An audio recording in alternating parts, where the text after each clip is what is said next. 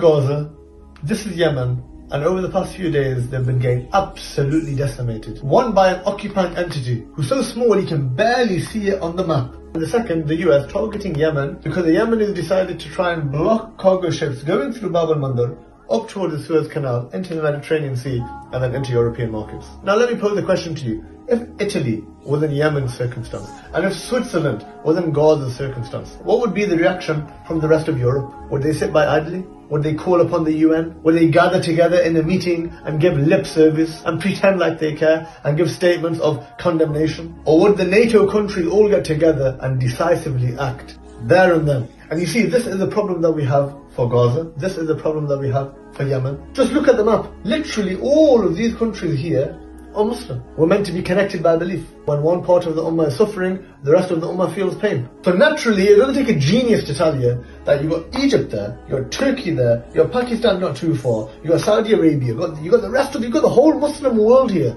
And you're telling me that you can't stop a little arrogant occupying entity, a weak entity. An entity whose existence actually relies on these nations that surround it, because there is these regimes which surround the occupying entity that allow the entity to exist. The same when it comes to Yemen. Why can't we take control of the Red Sea?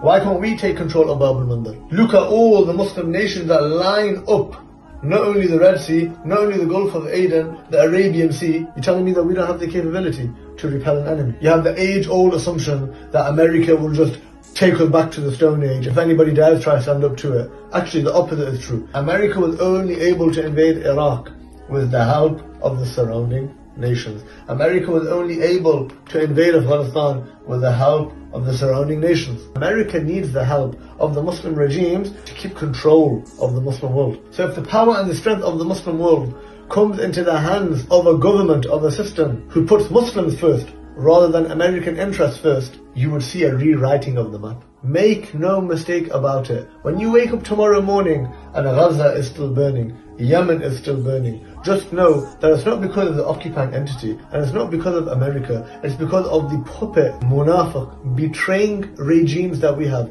in our own countries that have allowed it to happen, that support it happening, and that are then trying to normalize and increase relationships with the likes of these nations. You want the liberation of Palestine? You want the protection of Yemen? The starting place is that you have a region in the Muslim world who implements the law of Allah subhanahu wa ta'ala, and whose ideological view and perspective of the rest of the world is through the lenses of Islam. The re-establishment of the Islamic Khilafah is the only viable option for the Muslim world to go to. You continue having monarchies, you continue having Islamic republics, secular nation states, iron-fisted dictators, you're not going to get anywhere. There has only ever been one ideology and one system of governance that united the peoples of Spain to the people in Sindh, and that was the Islamic Khilafah. It ensured the protection and the safety of its citizens, Muslim and non-Muslim. Without the system of governance, we are left helpless. إنما الإمام جنة يقاتل من ورائه ويتقى به.